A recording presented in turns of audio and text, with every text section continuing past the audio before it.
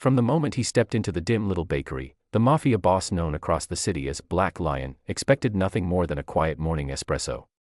What he didn't expect, what no one could have expected, was a tiny girl with trembling hands and 5 wrinkled dollars marching up to him like she owned the world. She looked him straight in the eye, completely unafraid of the monster adults whispered about, and said, "Sir, I need your help. Please." And as the entire bakery froze in fear, the most feared man in the city felt something he had not felt in years, his heartbeat. What she asked him changed everything. The bell above the bakery door jingled softly as the Black Lion, real name Leonardo Rossi, stepped inside. Customers instantly turned away, pretending not to see him. Even the barista's hands shook as she poured his espresso. Everyone feared him. That was the point. Power was built on fear. He took his usual seat in the corner, back against the wall, eyes scanning every entrance out of instinct. His life had been nothing but deals, debts, and danger. He had forgotten what silence felt like. Then he saw her. A little girl, no more than 8, with messy hair, a faded pink backpack, and sneakers that had holes in the front. She wasn't with anyone. She wasn't looking for her mother. She was walking straight toward him. Leonardo stiffened. Children didn't approach him. Adults barely breathed in his direction. She stopped in front of him, placed her tiny hand on the table, and slid forward a crumpled $5 bill. The whole bakery gasped. Leonardo stared at the money, then at her. "Kid, you're at the wrong table." She shook her head. "No. You're the man who helps people. Everyone says so." He almost laughed. "Helps?" No one had ever used that word for him before. "What's your name?" he asked. "Amelia," she whispered. "And please. I need you." Against every instinct in his hardened body, Leonardo leaned forward. Something about her voice, thin, brave, breaking, pulled at him. "And what," he said slowly, "do you want a man like me to do?" Amelia swallowed, her eyes filling with tears she refused to let fall. "Help my mommy. They're going to take her away." The entire room felt like it stopped breathing, and for the first time in years, Leonardo Rossi, the Black Lion, felt something powerful enough to crack stone: compassion. Leonardo brought little Amelia outside and crouched down so he could look her in the eyes. She clutched her backpack like it was a lifeline. He noticed how thin her wrists were, how tired her eyes looked, far too old for someone her age. "What do you mean they're taking your mom?" he asked gently. Amelia's voice wavered. "The landlord says she didn't pay enough. We tried. Mommy works so hard, but the money isn't enough. And now they said today we have to leave. I don't want to lose our home. Mommy's crying. I thought maybe you help people who are in trouble." She looked at him with a mix of hope and desperation. Leonardo felt his stomach twist. The girl's mother wasn't the only one facing eviction. He had seen this story countless times: families crushed under bills, forced out by people richer and colder than winter. He had been one of those kids once. Poor. Scared. Helpless. His mother had cried too. He still remembered the sound. He took a slow breath. "Amelia, why come to me? There are police, charities." "I tried," she said quickly. "They said they can't help. But you look like someone who can do things." "Do things, yes."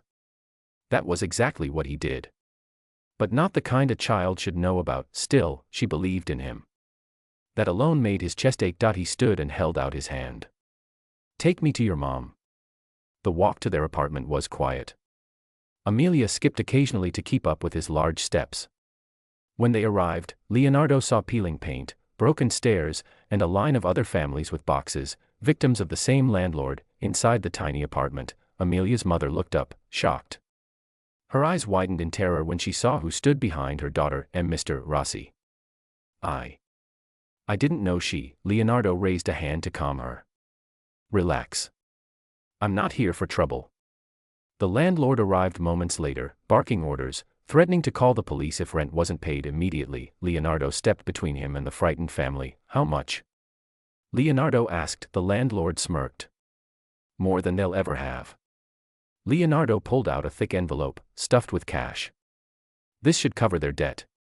Plus the repairs you never made." The landlord's face drained of color. "Why yes, Mr. Rossi. Of course." He ran out of the apartment as fast as he could. Amelia's mother collapsed into tears. Amelia hugged her tightly, and Leonardo, the feared black lion, quietly turned to leave, wanting no thanks, no attention. But then Amelia rushed after him and grabbed his coat. "You didn't even take my $5. He smiled, really smiled, for the first time in years. "Keep it, kid. Buy yourself something sweet." She shook her head and placed the money back in his hand. "No. That was for helping. If you don't take it, then I didn't pay you properly."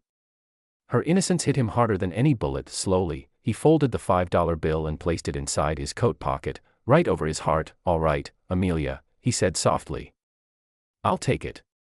He didn't know it yet, but that tiny gesture, $5 was about to change his entire life. Over the next few days, something strange happened. Leonardo found himself thinking about Amelia constantly, her bravery, her honesty, her quiet strength.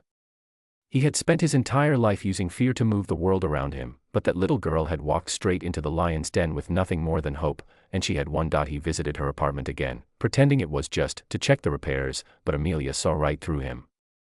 She dragged him inside, showed him her drawings, introduced him to her cat, and even told him jokes that made him laugh more than he had in a decade. Her mother was cautious at first, but she soon noticed something. When Leonardo was around, Amelia smiled. And so did he. One evening, as the sun painted the sky orange, Amelia asked the question he never expected, "Mr. Rossi, why do people look scared when they see you?" Leonardo froze. No lie would do. "Not for her, because I made mistakes," he admitted quietly. "Big ones. And people remember." She looked up, eyes wide but calm. "But, you're nice." "Nobody's ever called me that," he whispered. "Well," she said with a shrug, "maybe they just didn't look." That simple sentence broke something inside him. He wanted, desperately, to be the man she saw. Not the black lion. Not the feared boss. Just someone good. Over the next months, Leonardo began pulling away from the criminal life. Slowly at first, then with fierce determination. He reorganized his operations toward legal businesses, security, shipping, construction. He protected families instead of threatening them. His crew thought he was losing his mind, but they followed.